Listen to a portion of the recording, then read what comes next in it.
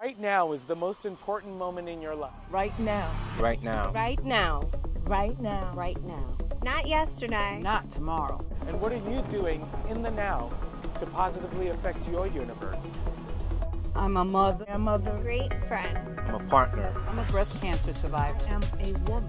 And I'm a geek. I'm serious. The show that asks you, do you own your now? Hey, what's up, everybody? This episode of The Now, I have a great opportunity to have a dialogue with not just one person, but two people at the same time. I'm here with Justin Fornell. He's a Bronx-based filmmaker and television host of the show Bronx Flavor.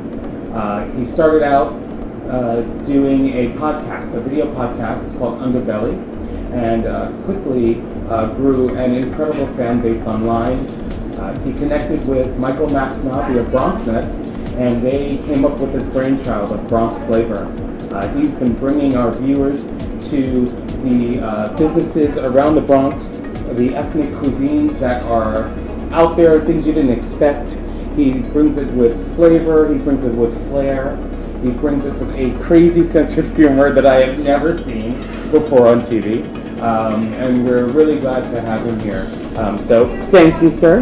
Anthony, pleasure to see you. Yes, good to see you. So I, of course, brought you here to Kaitor Restaurant on White Plains Road and Merritt Avenue because we want to eat. Absolutely. Great. Where did the love of food come from for you?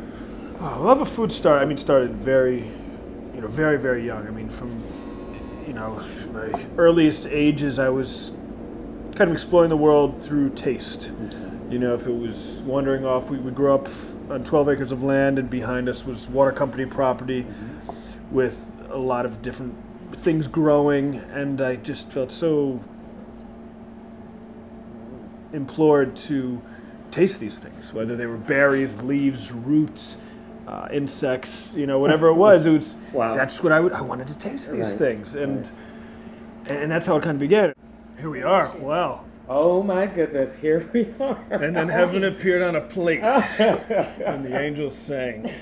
This is a stew chicken, curry chicken, lamb, the pachoni, goat, oxtail, and beef. Oh, you got You are packing a punch with this meal.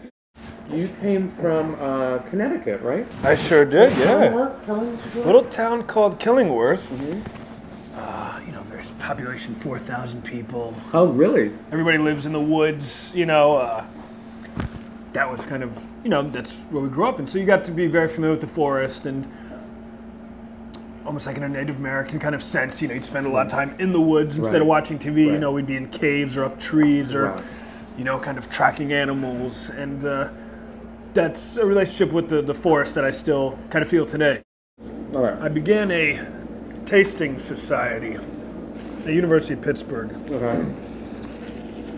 I was always having parties at a little apartment, and I kind of decorated it, 19th century bordello style. I had a giant burgundy canopy bed with a chandelier in it, and I transformed a kiddie pool into a fountain with a statue in it that would, and I put a pump in it so that, water's coming out of the top of the statue. Is this a college dorm? Which was like an off-campus apartment. Okay. It doesn't fit in those dorms. Exactly. It was just, we had I had a bit of a garbage strewn alley. The building was basically falling apart, but within confines was this, my palatial estate of sorts on a, and to get a fabulous budget. So people were always coming over, always having these great parties. And I said, well, I was very much into tea. Always been into tea, and I love the idea of this plant releasing its ghost into water, essentially, hot water, and releasing this ghost, this mystery of the leaf and flavoring the water. And all these different teas from around the world with their own characteristics and flavors. To me, it always been something that just was an allure to me. And so I started a group called Camellia Sinensis, which was the University of Pittsburgh Tea Society. The first of me wanting to really share what it was I was doing with more than one or two people. And kind of practicing that voice of not necessarily selling the food or selling the tea, but making other people appreciate something that they wouldn't appreciate. They would have expected, right? They wouldn't expect, or right. would have reached for. Exactly. Right. So there's a society. You are sort of parallel, you studying film and history, which includes cultures. Let's fast forward. You started working at a Japanese tea shop, right? Sure. It was very funny because they said when we were at Pitt, I met a great group of filmmakers who I still work with to this day, and started making a film called Kanzo Imperium. It took us 7 years to make it. We wanted it to be the most hardcore guerrilla film made. We'd break into abandoned buildings, break into abandoned prisons. We're running from the police all the time, and it's just really getting our street cred as filmmakers. We wanted to be the baddest guys around and let people know that there's nothing we wouldn't do. So I come back to the Bronx with my lady, Big Kim, and we're living in an apartment here, you know, right in Wallace Avenue, Pelham Parkway. And I was just working on the film. I just needed to finish this film. So she's looking for a job, and she's like, she knew I had the Tea Society. She knew I did, you know. She said, there's a job offering for someone who's knowledgeable about tea. I'm over there editing, and I'm like, what? So I went down, and they wanted someone to memorize 75 different teas and be a tea specialist, tea master, essentially, right beneath the master, and kind of test tea as it came in from all these other countries and do quality control through taste.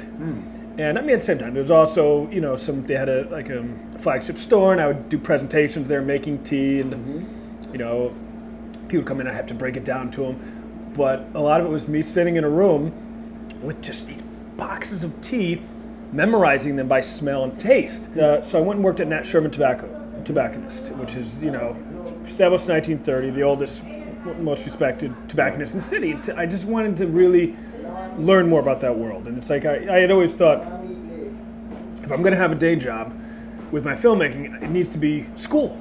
It's basically, I want to go to school for tea. I want to go to school for tobacco. I want to go to school for scotch.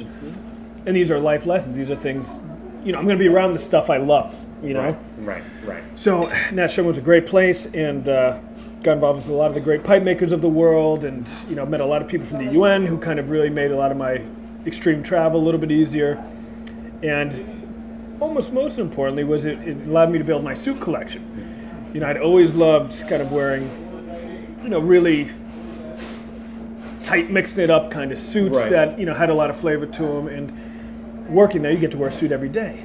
So it was just a very organic development of, you know, first I started with a tan suit, you know, and I had a few suits, but, you know, I didn't have any money. But every time I got a paycheck, I'd buy a new suit. So I had a pink suit, purple suit, you know, lavender suit with purple detail. You know, it was just like, and every day I'd wear them on the train, and you could tell people were just like... Yeah, that's my question. Okay, so how did people in the street react, but also your job, your workplace? How were they responding to this, like, you know, interesting style that's like breaking things up? I'm sure absolutely, like that. It was very funny because there's a few cats in there from Harlem who were impeccable, always wear separates with, you know, crazy pocket squares. So they are, you know, had some stuff going on there. These dudes, you know, really had some stuff going on. So I brought my own thing, which was more the three-piece, the matching three-piece. It was totally different from what they were doing, but you could tell people were very excited. And, you know, I'd wear that matching hat, and Mr. Sherman, Joel Sherman, the owner of the company, came up to me one day, and people would come in just to see what I was wearing. Like, oh, where is he? I came in here, I was going to buy some cigars and see what he was wearing. Like, oh, he's off today, and they're like, oh. Like, you know, you were already like creating a name for yourself. Yes, they're like, I lost a big deal today. I needed to talk to Justin. I needed to have a smoke and see what he's wearing. And I remember Mr. Sherman said, you know, I had a chocolate brown suit on with all orange tie and everything, and a chocolate brown Hamburg. And he's like, well, I see you with the hat on. I don't know if you're coming or going. And I said, well, Mr. Sherman, I said, there's some customers who came in today, and they said, thank God you're wearing a Hamburg. He goes, you know, it's a dying art, and it works so well with this place that you're carrying out all the details. And I said, wouldn't it be a shame if I took off that hat when I came in the door? And he goes, as you were.